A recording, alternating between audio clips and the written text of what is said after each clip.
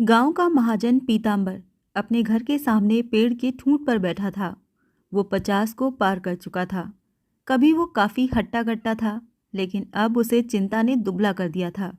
उसकी ठुड्डी के नीचे की खाल ढीली पड़कर लटकने लगी थी।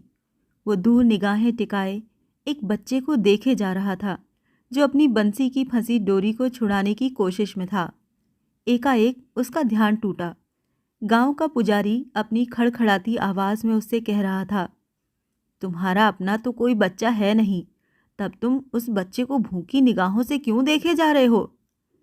फिर रुक कर पूछा, अब तुम्हारी पत्नी कैसी है? कई बार उसे शहर के अस्पताल में ले जा चुका हूं, लेकिन कोई फायदा नहीं हुआ। उसके सारे शरीर पर सूजन आ गई है। तब तो उससे बच्चा होने की कोई उम्मीद नहीं। लगता है पीताम्बर, तुम्हारा वंश चलाने वाला कोई नहीं रहेगा। थोड़ी देर तक चुप खड़े रहने के बाद अपनी छोटी छोटी आंखों में धूर्तता की चमक लिए पुजारी ने उसके कान में फुसफुसाते हुए कहा, दूसरी शादी के बारे में क्या सोचा है तुमने? पीताम्बर अभी उत्तर देने ही वाला था कि वहां से गुजरती दमयंती पर उसकी निगाहें जा टिकी। वो मठ के एक पुजारी की युवा विधवा थी। वर्षा के कारण भीगे कपड़े उसके शरीर से चिपक गए थे। उसकी जवान देह का रंग वैसा ही था जैसा कि खौलते हुए गन्ने के रस के घने झाग का होता है। कद काठी तो उसकी अधिक नहीं थी, पर थी वो बेहद आकर्षक। लोग उसके बारे में तरह तरह की बातें करते थे। कुछ लोग तो उसे वैश्या कहते थे, ब्राह्मण वैश्या। अरे दमयंती, कहाँ से आ रही है? पुजारी ने आवाज लगाते हुए पूछा। देख नहीं रहे तुम ये रेशम के कौवे? तो तुमने अब उन मारवाड़ी व्यापारियों से भी मेलजोल बढ़ाना शुरू कर दिया। दमयंती चुप रही। उसने अपनी साड़ी की तह को निचोड़कर पानी निकाला। वो दोनों उसे ललचाई नजरों से देखते रहे। जब ये चली गई तो पीताम्बर ने कहा, सुना है कि वो गोश्त मच्छी सब कुछ खाती है। हाँ, उसने तो ब्राह्मणों की नाक ही कटवा दी है। विधवाओं के लिए जो विधान बना है उसकी इसने रेड़ मार कर रख दी है। छी छी, कलयुग, घोर कलयुग। खैर छोड़ो इसे। ये बताओ, आपके यजमानों का क्या हाल है? पीताम्बर ने पूछा। सब कुछ तो तुम जानते हो और फिर भी पूछ रहे हो। मेरे बड़े भाई का मुझसे झगड़ा हो गया। ज्यादा काम तो उसी ने हथिया लिया। मैं तो बर्बाद हो गया। पुजारी जी, आपको मंत्र पढ़ना तो ठीक से आते नहीं, संस्कृत आप जानते नहीं, इसीलिए तुम्हारे यजमान तुमसे बेधक गए। ये बात नहीं है, आज ज़माना ही बदल गया है। पहले तो हर यजमान के घर से हर महीने 1 जनेऊ, 2 धोतियाँ और 5 रुपए मिल जाते थे, पर अब तो कोई इन बातों को मानता ही नहीं। अपना खर्चा बचाने के लिए मेरा पुराना यजमान मणिकांत अपने दोनों बेटों को कामाख्या ले गया और वहीं उनका यज्ञोपवीत करवाया। मायतानपुर के यजमानों ने अब अपने माता पिता का श्राद्ध एक साथ ही करना शुरू कर दिया है। पुजारी अपना रोना रोए जा रहा था और पीताम्बर था कि दमयंती के ख्याल में खोया हुआ था। उसके दिमाग में तो बस दमयंती का आकर्षक रूप चक्कर काट रहा था। ऐसा नहीं था कि उसने नारी देह की चमचमाहट पहले कभी न देखी हो। उसने 2-2 शादियां की थीं। जब पहली से बच्चा नहीं हुआ तो उसने दूसरी खरीद ली, जो अब वो गठिया रोग से ग्रस्त होकर बिस्तर से लगी पड़ी है। उसका समूचा शरीर सूख कर ठटरी हो गया है। पीताम्बर को हर समय यही डर खाए जाता था कि वो निसंतान ही मर जाएगा, उसकी वंशवेल खत्म हो जाएगी। उसका ये डर तब और बढ़ जाता जब पुजारी या दूसरे लोग उसके सामने यही बात छेड़ देते। इस बात से उसकी दिमागी हालत भी कुछ गड़बड़ा गई थी। पीताम्बर, गांव वाले तुम्हारे बारे में बेपरखी उड़ा रहे हैं, कहते हैं तुम्हारा दिमाग चल गया है। तुम चिंता मत करो, इस दुनिया में ऐसे बेशुमार लोग हैं जिनके तुम्हारी तरह बच्चा नहीं है। ये बच्चे कच्चे दुनियादारी सब माया है, प्रपंच है, छोड़ो इसे। पुजारी ने देखा पीताम्बर की बीमार पत्नी बिस्तर पर लेटी है। उसकी आंखें ऐसे जल रही हैं जैसे अंधियारे जंगल में किसी हिंसक जानवर की जलती हैं। लगता था जैसे वो ये जानने की कोशिश कर रही हो कि उसके पति और पुजारी में क्या बातचीत हो रही है। उसकी जलती आंखों की चमक इतनी तेज थी कि दूर से भी उसकी वेदना का एहसास दे रही थी। पुजारी ने इधर उधर देखकर पीतांबर के कान में फुसफुसाया, मैं तुम्हें इस चिंता से छुटकारा दिला सकता हूँ। कैसे? इस बार गर्भपात का सवाल ही नहीं उठता। वो 4 बार गर्भपात करवा चुकी है और हर बार घर के पिछवाड़े बांस के झुरमुट में उसे दफना चुकी है। तुम क्या दमयंती की बात कर रहे हो? पीतांबर में जैसे किसी आवेश की लहर उठी हो। बोला, कहना क्या चाहते हो? यही कि अगर तुम चाहो तो दमयंती को अपना बना सकते हो। पीतांबर उठ खड़ा हुआ। उसकी हालत ऐसी हो रही थी जैसे डूबते को तिनके का सहारा मिल गया हो। पुजारी ने उसकी बीमार पत्नी की ओर एक बार फिर देखा। उसकी आंखें पूरी तरह बंद थीं। शायद उसे दर्द का दौरा पड़ा था। मुझे दमयंती दिला दो, मैं उसे हर तरफ का सुख दूंगा। पुजारी के पोपले मुंह पर एक क्षण के लिए मक्कारी भरी मुस्कान तैर गई। अच्छा ठीक है, देखूंगा। उसकी 2 छोटी छोटी बेटियां भी हैं, तुम्हें उनके बारे में भी सोचना होगा।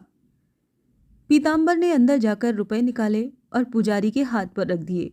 पुजारी गुनगुनाता हुआ आगे बढ़ गया। इंतजार करते हुए 1 सप्ताह बीत गया। पीतांबर का समूचा अस्तित्व जैसे पुजारी पर टिक गया था। इस बीच उसने कई बार दमयंती को आते जाते देखा। देखते ही उसके भीतर और खलबली मच जाती। वो उसके ख्याल में इतना डूब जाता था कि दमयंती उसे तरह तरह की मुद्राओं में दिखाई देने लगती। वो हर वक्त घर के बाहर ही बैठा रहता। ये दिन भी ऐसे थे कि दमयंती सड़क के दोनों ओर बहने वाले नालों के किनारे उगाई कलमी और दूसरी वनस्पतियों को बटोरने आती थी। दमयंती के लंबे भूरे बाल पीतांबर की आंखों में अटक जाते। एक दिन पीतांबर ने हिम्मत जुटा ली। दमयंती जब हरे पत्ते तोड़ रही थी तो वो उसके निकट गया और बोला, अगर तुम रोज इसी तरह कीच भरे पानी में खड़ी रहोगी तो तुम्हें ठंड लग जाएगी। दमयंती ने केवल एक बार उसकी ओर देखा, फिर काम में लग गई। बोली कुछ भी नहीं। मैं नौकर को भेज दूंगा, तुम उसे बता देना जितनी वनस्पति चाहिए वो इकट्ठी कर देगा। और पीतांबर ने फिर कहा, लेकिन उसका वाक्य अधूरा ही रह गया। दमयंती ने हिकारत भरी तीखी नज़रों से जैसे ही उसकी ओर देखा, वो तुरंत वहाँ से हट गया। उसने देखा कि उसकी पत्नी टूटे पंखों वाले पक्षी की तरह फिर बिस्तर पर लुढ़क गई है। इंतज़ार करते करते पीतांबर का धैर्य जवाब दे ही रहा था कि तभी पुजारी आ पहुँचे। उन्हें देखकर ही वो पूछने लगा, क्या खबर लाए हो मेरे लिए? फटाफट बताओ। पुजारी ने चारों तरफ अपनी नज़र घुमाई। उसकी बीमार पत्नी लाश की तरह बिस्तर पर पड़ी थी। पुजारी ने पीतांबर के कानों में फुसफुसाया, ध्यान से सुनो, मुझे खबर मिली है। इस समय उसका पेट बिल्कुल खाली है। अभी मुश्किल से 1 महीना हुआ है जब उसने अपनी पिछली करतूत का फल ज़मीन में दबाया है। मैंने उससे तुम्हारे बारे में बात की थी, वो तो एकदम लाल पीली हो गई, बल्कि उसने ज़मीन पर थूक दिया। कहने लगी, वो कुत्ता, कैसे हिम्मत की उसने ऐसी बात मुझ तक पहुंचाने की? वो जानता नहीं कि मैं यजमानी ब्राह्मण कुल से हूँ और वो कीड़ा नीच जाति का महाजन। मैंने उससे कहा कि जब तू पाप की कीचड़ में लोट लगा ही रही है तब ऊंची जाति क्या और नीची जाति क्या। अब कोई ब्राह्मण लड़का तो तुझसे शादी करने से रहा, एक तो विधवा, उस पर 2 बेटियां। कम से कम वो तुमसे शादी करने को तो तैयार है। मैंने उसे साफ साफ कह दिया कि तुम पंचायत की रजामंदी ले लोगे और हवन करके विधिवत शादी कर लोगे। उसने तुम्हारी पत्नी के बारे में पूछताछ की। मैंने उसे बताया कि तुम्हारी पत्नी तो उस तिनके की तरह है जो हवा के झोंके से कभी भी उड़ सकती है। एकाएक उसने रोना शुरू कर दिया और बोली, मेरी तबीयत ठीक नहीं रहती, मैं चाहती हूँ कि मुझे ऐसा सहारा मिले जो ठोस हो और बना रहने वाला हो। मैंने उससे कहा, तुम्हारी तबीयत ठीक कैसे रह सकती है? मैंने सुना है कि तुमने अपने पेट से 4 बार कचरा निकलवाया है। अगर पंचायत ने इस बार पकड़ लिया तो समझ लो तुम्हारा जीना दुश्वार हो जाएगा। तुम अब तक इसीलिए बची हुई हो कि तुम ब्राह्मण हो। लेकिन कब तक चलेगा ये? उसका कहना था, मैं कर भी क्या सकती हूँ, मुझे जिंदा भी तो रहना है। अब मेरे पास न कोई काम है और न धंधा। सभी मुझे भ्रष्ट और पतित समझते हैं और मेरे असामी वो सब चोटे हो गए।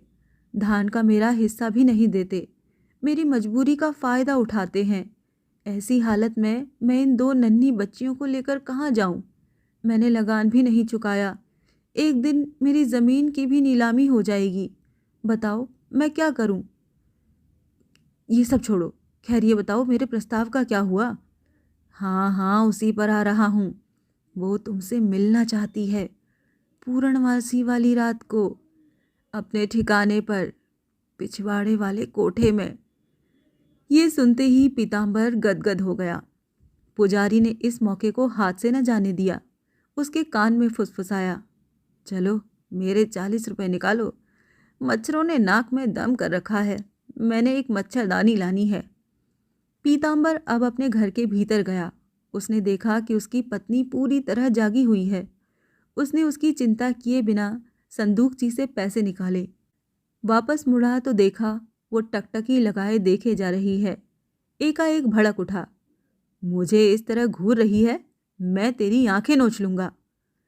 पुजारी ने सुना तो सब कुछ समझ गया और पीताम्बर से पैसे लेते हुए बोला, देखो अगर ये ज्यादा घूरती हो तो इसे थोड़ी अफीम दे दो। कहकर वो अपने 2 दांतों को दिखाते हुए पोपले मुंह से हंस दिया। फिर संजीदा होकर कहना शुरू किया, लेकिन उस कुतिया को पैसे की बहुत भूख है। अब सब तय हो गया है, तुम अब उसे उसके उसी ठिकाने पर दबोच सकते हो। पीताम्बर ने अपनी पत्नी की ओर एक नज़र डाली। उतनी दूरी से भी वो देख सकता था कि उसके माथे पर पसीने की छोटी छोटी बूंदें आ गई थीं। अगस्त का महीना था, पूर्णमासी की रात। पीताम्बर ने अपने सबसे बढ़िया कपड़े पहने, फिर आईना उठाकर अपना चेहरा निहारने लगा। चेहरे पर उसे वो झुर्रियाँ दिखाई दी जो एक दूसरे को काट रही थीं। वो दमयंती के घर की ओर चल पड़ा। रास्ते में साल का घना जंगल पड़ता था। उसका घर जंगल के पार गांव के बाहरी हिस्से में था। एक तरह से ये जगह बहुत ही उपयुक्त थी, क्योंकि दमयंती यहाँ निश्चिंत होकर जो मन में आए कर सकती थी। साल के जंगल को पार करते उसे रास्ता काटता गीदड़ों का एक झुंड दिखाई दिया। वो दमयंती के घर के फाटक के पास पहुंचा और चुपके से उसके भीतर हो लिया। एक कमरे में मध्यम सी मिट्टी के तेल की ढिबरी जल रही थी। उसने भीतर झांका। दमयंती इंतजार करती पिछवाड़े के कोठे से पीताम्बर की हर गतिविधि देख रही थी। उसने वहीं से पुकारा, अरे इधर, यहाँ। दमयंती कोठे की टूटी हुई दीवार से लगी खड़ी थी। पीताम्बर उसकी आंखों में आंखें डालकर देखने की हिम्मत नहीं जुटा पा रहा था। तभी उसने पूछा। वो कह रही थी, पैसे लाए हो? वो स्तब्ध रह गया। उसे उम्मीद नहीं थी कि उसका पहला सवाल पैसा ही होगा। ये रहे, पकड़ो, मेरा जो कुछ है सब तुम्हारा है।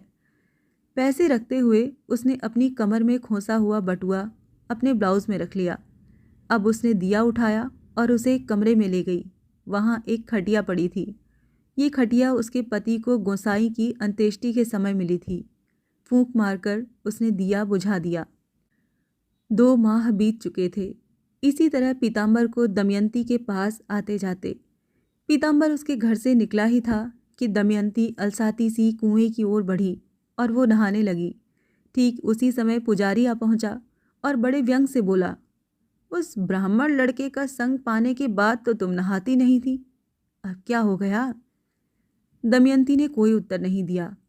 जानता हूं पीताम्बर निचली जाति का है, यही बात है ना?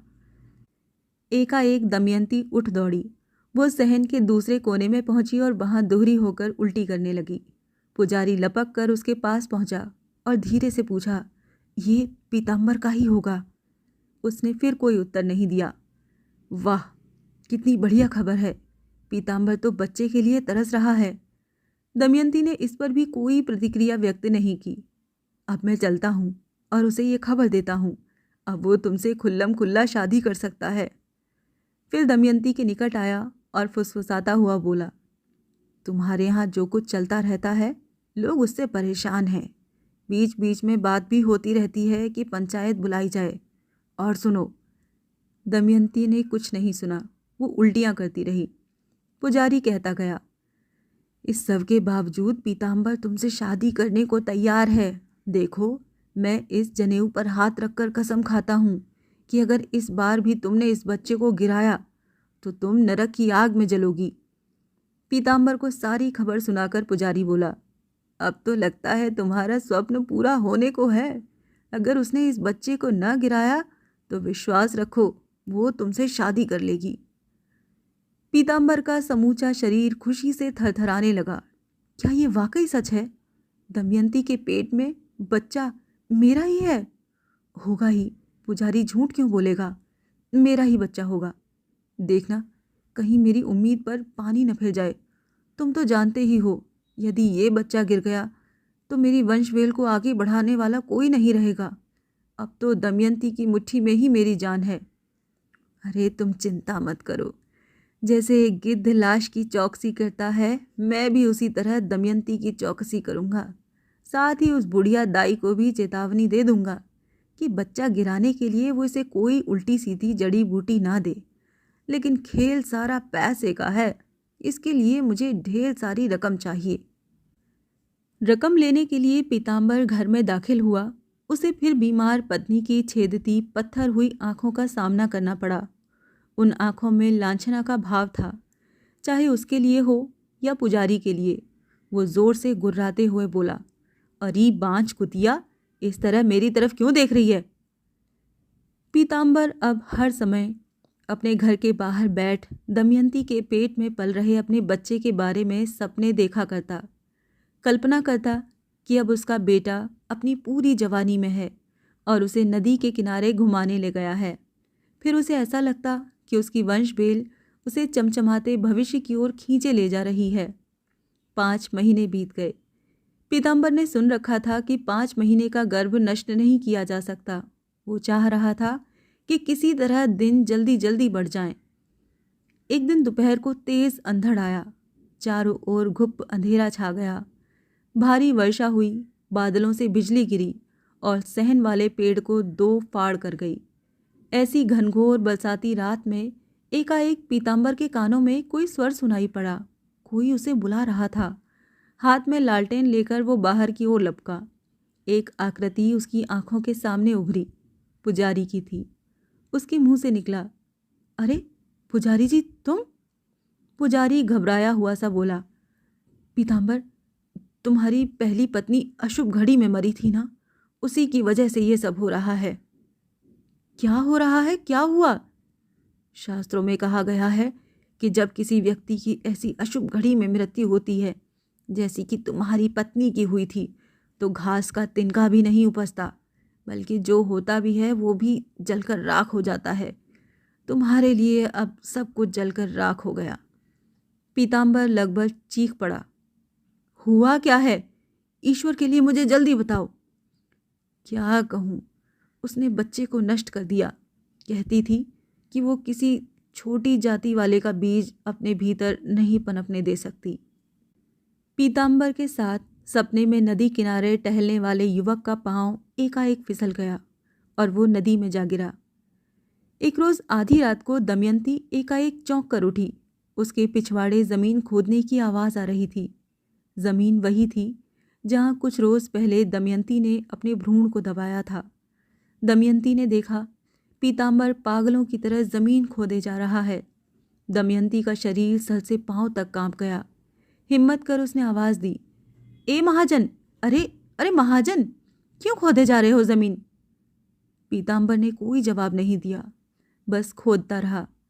दमयंती पागलों की तरह चिल्लाई, क्या मिलेगा तुझे वहाँ? हाँ, मैंने उसे दबा दिया है। वो नर ही था, पर वो मांस का एक लोथड़ा भर ही था। पीताम्बर का चेहरा तमतमाया हुआ था और उसकी आंखें जल रही थीं। वो चीख कर बोला, मैं उस लोथड़े को अपने इन हाथों से छूना चाहता हूँ। वो मेरी वंशवेल की कड़ी थी, मेरे ही खून से बना था वो। मैं उसे एक बार ज़रूर छू कर देखूंगा।